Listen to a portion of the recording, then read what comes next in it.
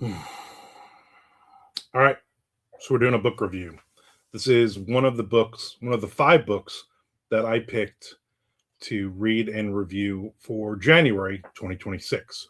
The Secret History of Bigfoot, Field Notes on a North American Monster by John O'Connor. Nonfiction, obviously, whether you believe in Bigfoot or you don't. It's a pretty sizable book, 300 pages. Um, it's got a lot of Bigfoot stuff. Obviously, the author goes and hangs out with some Bigfoot groups, and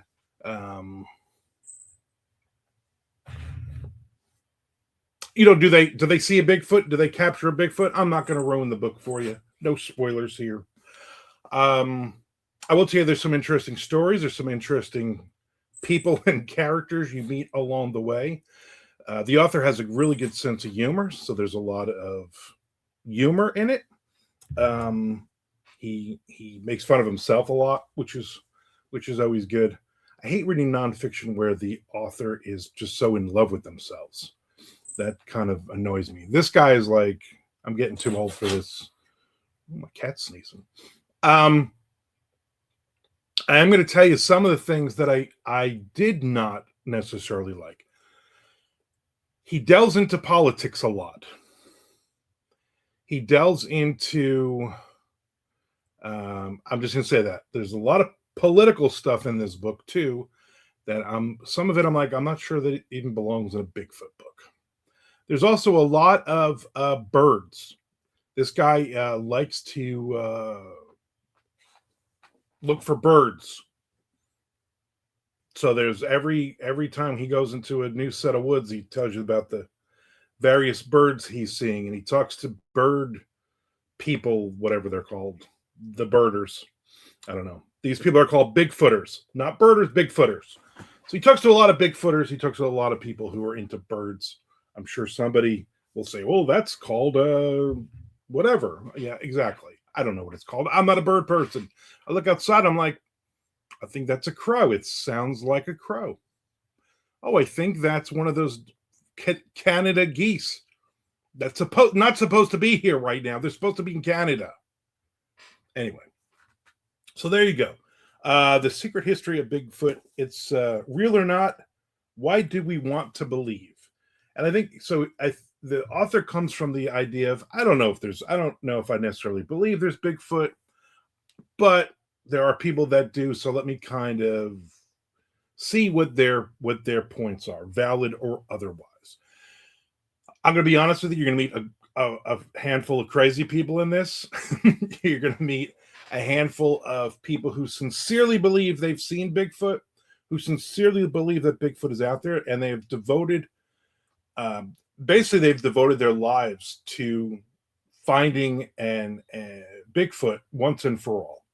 We talk about the famous, or he talks about the famous photo from from the 70s, the Gimli. I haven't had enough coffee today.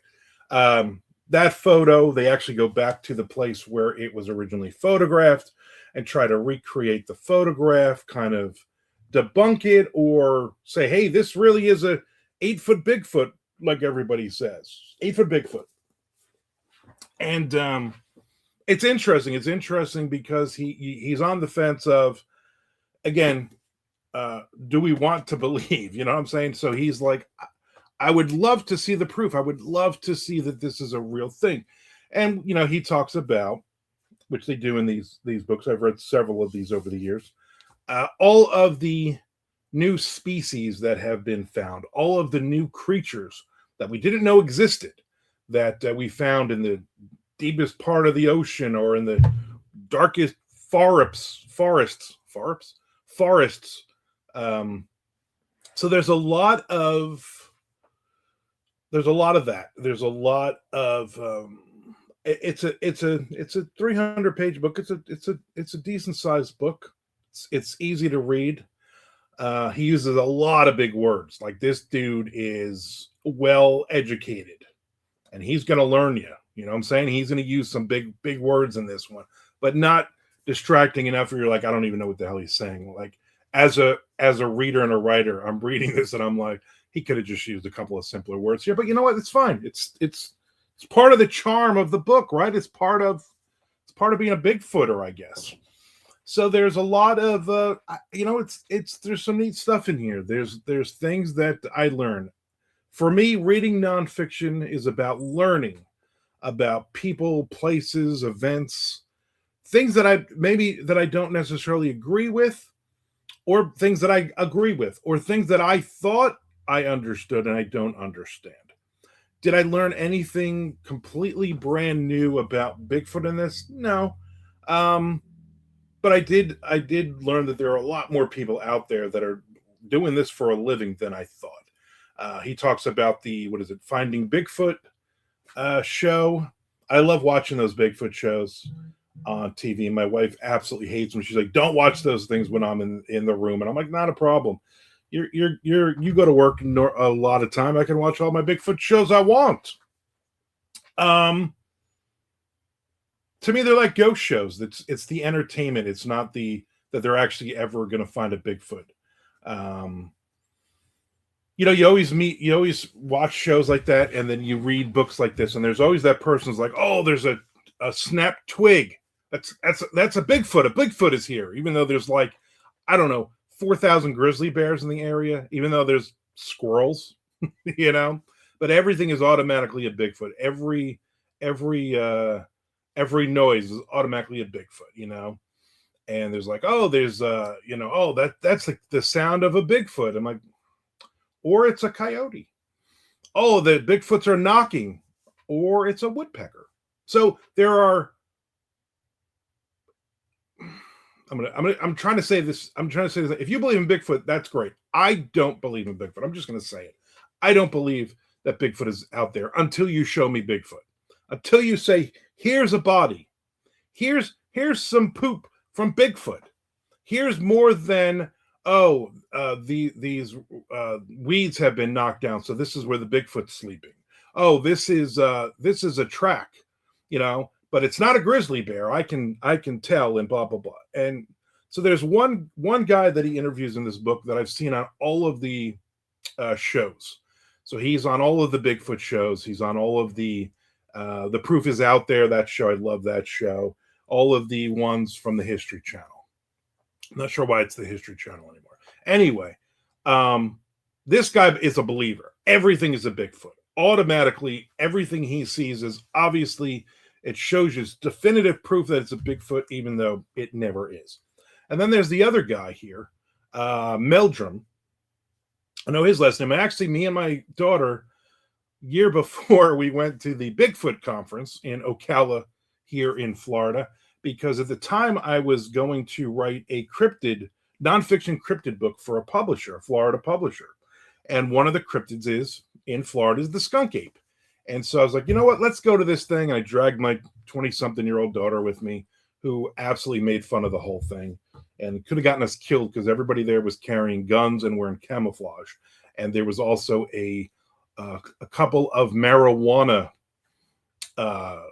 places there as well. So everybody was, a lot of people were high as a kite as well. Not my thing at all. Those three things: camouflage, guns, marijuana.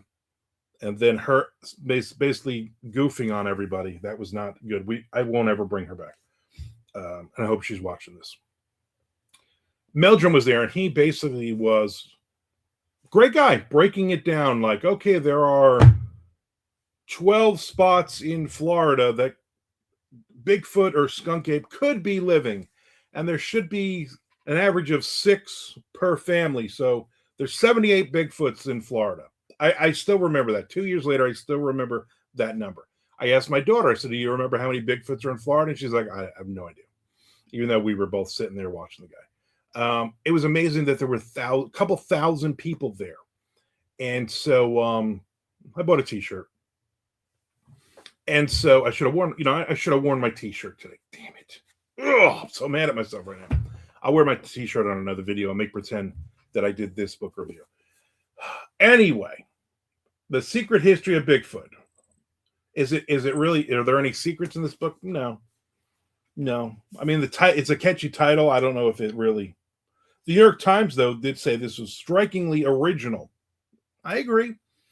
Not bad at all. So I'm going to give this a 3.8 out of 5, which is, if you're keeping track, this might be one of my lowest scores. Still a good score. I enjoyed it. I just didn't love it. And again, if you had just done the Bigfoot stuff, you would have been, this would have been about 127 pages of book. So if you take all the politics out, if you take all the bird watching stuff out, if you take all the stuff about the author that has nothing to do with Bigfoot, still a good book. I just think there could have been more of that for the amount of research that the guy did. I was hoping for a few more stories from some wacky characters that he met along the way. So there you go. There's my review. If you've read this book, let me know if you liked it or if you didn't like it. It's from Source Books. They put out some really good stuff, and I'm glad to get a copy from them to do this review. So there you go. Thank you for watching. Do me a favor, hit the subscribe button. Watch all my videos. I only need you to watch 3,000 hours worth of my videos. I would be really, really appreciative.